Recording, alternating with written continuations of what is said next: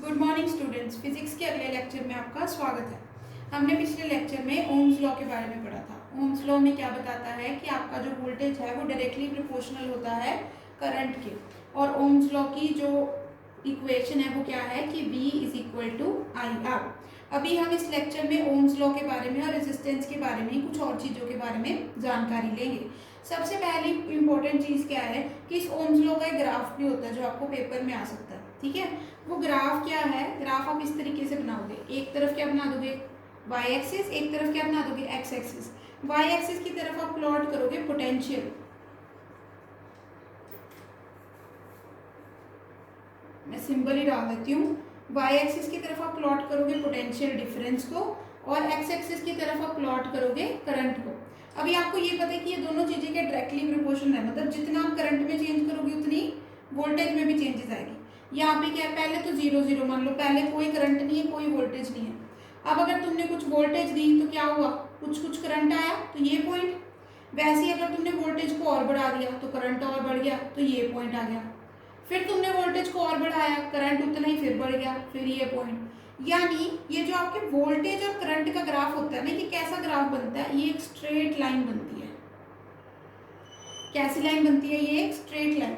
ये बच्चों तुम ये चीज याद भी रख सकते हो कि जब भी कोई भी दो क्वांटिटीज आपस में डायरेक्टली प्रोपोर्शनल होती है ना, तब उनका ग्राफ हमेशा एक स्ट्रेट लाइन बनता है। जैसे यहाँ पे अब वोल्टेज और करंट दोनों डायरेक्टली प्रोपोर्शनल थे तो इनका ग्राफ कैसा बना, एक स्ट्रेट लाइन बना। और दूसरा क्या कि अगर तुम इस ग्राफ की स्लोप निकालो, अभी तुम्हें इतना ज़्यादा नहीं पता होगा स्लोप के बारे में, बट अगर तुम इसकी स्लोप निकालो तो इसकी स्लोप तुम्हें क्या देगी, रेजिस्टेंस। ठीक है, इस चीज़ को तुम एक बार याद कर सकते हो। हम इसको आगे स्टडी करेंगे अच्छे से कि इस ग्राफ की स्लोप तुम्हें क्या देगी, रेजिस्टेंस। रेजिस्टेंस क्या होती है बच्चे, आर।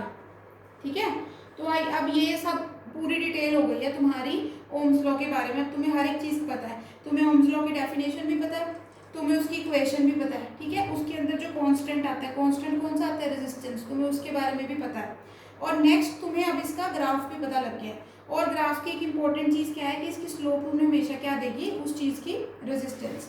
अब हम ना इस रेजिस्टेंस के बारे में कुछ और चीज़ें करते हैं। जैसे हमने पिछले लेक्चर में ये तो समझ लिया कि रेजिस्टेंस होती क्या है, करंट को रुकावट, पर अभी हमने इसकी डेफिनेशन वगैरह नहीं की ना, तो हम रेजिस्टेंस की डेफिनेशन करेंगे।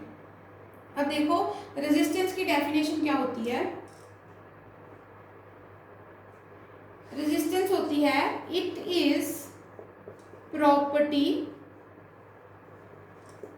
Of a conductor to resist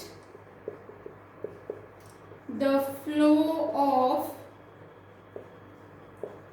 current through it।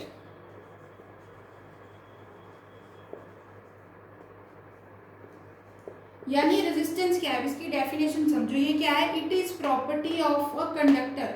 ये कंडक्टर की, कंडक्टर क्या होता है, तुम्हारी कोई भी वायर जिसके अंदर से तुम्हारा करंट पास कर रहा हो। ठीक है, ये कंडक्टर की एक प्रॉपर्टी होती है कि वो उसके अंदर से पास करने वाले करंट को ना हमेशा क्या करता है, रोकने की कोशिश करता है। ठीक है, रेजिस्ट का मतलब होता है किसी भी चीज को रोकना। तो रेजिस्टेंस की डेफिनेशन क्या है, it is the property of the conductor to resist the flow of current through it. अभी हमने कल एक और चीज की थी कि जो रेजिस्टेंस होती है इसकी एसआई यूनिट क्या होती है बच्चे, इसकी एसआई यूनिट होती है ओहम। अब इस ओहम का ना एक सिंबल भी होता है, इसका सिंबल है बच्चे ऐसे। ठीक है, अगर तुमने इसके यूनिट लिखने हैं ना तो तुम ये सिंबल बनाओगे। जैसे अगर पिछले चीज में तुमने क्या किया था, वोल्टेज का, वोल्ट उसका यूनिट था, तो वोल्ट की जगह तुम क्या लिखते थे, वी। वैसे भी इसकी यूनिट क्या है, ओहम, तो ओहम की जगह पे तुम क्या लिखोगे, ये सिंबल बनाओगे बच्चे। ये देखो तुम्हारे बल्ब के सिंबल जैसा मिलता है ना, थोड़ा बल्ब ऐसे था, बस यहाँ पे तुमने ये कर्व नहीं बनाना है, ये सिंबल क्या बनेगा, रेजिस्टेंस का सिंबल बन जाएगा रजे। अब ये देखो हमने इसके पिछले लेक्चर में कुछ सर्किट डायग्राम के बारे में देखा था कि सर्किट डायग्राम में सिंबल कौन कौन से होते हैं। वहां पे मैंने तुम्हें क्या बताया था कि बच्चे अभी तुम्हें रेजिस्टेंस का सिंबल नहीं पता है, तुम पहले रेजिस्टेंस पढ़ोगे फिर हम तुम्हें क्या बताएंगे कि रेजिस्टेंस का सिंबल बताएंगे। अभी मैं तुम्हें क्या बताती हूँ, सर्किट डायग्राम में रेजिस्टेंस का सिंबल बताती हूँ। रेजिस्टेंस का सिंबल कुछ ऐसा होता है। ठीक है, अगर तुमने कहीं पे रेजिस्टेंस शो करनी है ना, रेजिस्टेंस मतलब करंट को रुकावट, तुम कैसे शो करोगे, ऐसे कर्व्स, वेव्स से बना दोगे, ये क्या होगी तुम्हारी रेजिस्टेंस। अब ये देखो कि जो एक वायर के अंदर रेजिस्टेंस होती है ना, उसको भी तुम बदल सकते हो, ठीक है। अगर तुमने किसी सर्किट के अंदर रेजिस्टेंस डालनी है, तुम्हें ये चाहते हो कि करंट थोड़ा धीरे फ्लो करे, तो तुम जो रेजिस्टेंस होती है ना उसको बदल भी सकते हो, ठीक है। रेजिस्टेंस को बदलने के लिए जो डिवाइस यूज होता है उसको क्या बोलते हैं बच्चे, रियोस्टैट। रियोस्टैट क्या होता है, it is a device to control resistance, यानी किसी भी सर्किट में रेजिस्टेंस को कंट्रोल करने वाला जो डिवाइस होता है उसको हम क्या बोलते हैं, रियोस्टैट। अब रियोस्टैट की हेल्प से तुम किसी भी सर्किट के अंदर या तो रेजिस्टेंस को बढ़ा सकते हो या रेजिस्टेंस को क्या कर सकते हो बच्चे, कम कर सकते हो। तो अब जैसे रियोस्टैट भी तुमने किस में लगाना होगा, सर्किट में, तो रियोस्टैट का भी कोई ना कोई सिंबल होना चाहिए। तो रियोस्टैट का सिंबल कैसा होगा, ऐसे ये, और ऊपर तुम क्या ड्रॉ कर दोगे, इस तरीके से एक एरो, यानी पहले तुम रेजिस्टेंस बनाओगे, ऊपर एक एरो डाल दोगे। अब ये एरो क्या शो करती है कि तुम रेजिस्टेंस को अपनी तरफ से क्या कर सकते हो, या तो बढ़ा सकते हो या कर सकते हो कम कर सकते हो, ठीक है। तो रेजिस्टेंस को कंट्रोल करने वाला डिवाइस कौन सा हो गया, रियोस्टैट। अब हम रेजिस्टेंस के बारे में एक और दो चीजें देखेंगे, वो क्या कि अब देखो, अब जो डिफरेंट वायर्स हो सकते हैं ना, जैसे तुम्हारे घर में आयरन की वायर भी तुम बना सकते हो, कॉपर की वायर भी तुम बना सकते हो, प्लास्टिक की तार भी बन सकती है।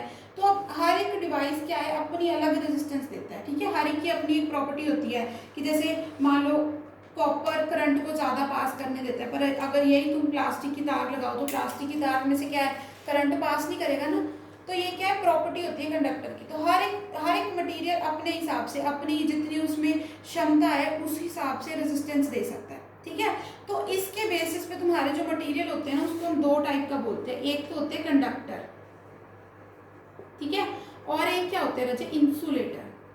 अब कंडक्टर कौन से वो होते हैं, मटेरियल होते हैं जो करंट को अपने अंदर से आसानी से पास करने दे, अलाउ फ्लो ऑफ करंट, जो करंट को अपने अंदर से काफी आसानी से पास करने दे, उन्हें हम क्या बोलते हैं रजे, कंडक्टर बोलते हैं।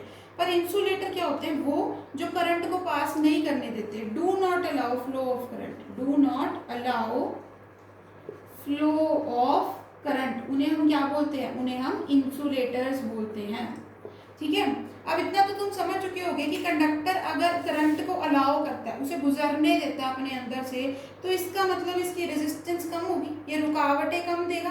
तो कंडक्टर की रेजिस्टेंस रजे हमेशा क्या होती है, कम होती है। कम को जैसे मैंने डाउनवर्ड एरो से शो कर दिया। वेयर एज जो इंसुलेटर होता है, इसकी रेजिस्टेंस क्या होती है रजे, ज्यादा होती है, ये ज्यादा करंट को रेजिस्ट करता है, ठीक है, क्योंकि ये अपने अंदर से करंट को पास नहीं करने देता, इसलिए इंसुलेटर की रेजिस्टेंस ज्यादा होती है। अब मैं तुम्हें कंडक्टर और इंसुलेटर का एक एक एग्जांपल बता देती हूँ, ठीक है। अब तो वैसे तो तुम्हें पता होना चाहिए कंडक्टर और इंसुलेटर का कुछ एग्जांपल। तो अब ये देखो, कंडक्टर कौन होगा, जो करंट को पास करने देगा, ठीक है। अब हमारे घर में करंट पास कर रहा है ना तारों में, आपके घरों में बिजली चल रही है, आपके घर में लाइट चल रही होगी, फैन चल रहा होगा, ठीक है, टीवी चल रहा होगा। तो वो तारे किसकी लगी हुई है, वो तारे लगी हुई है जैसे कॉपर की।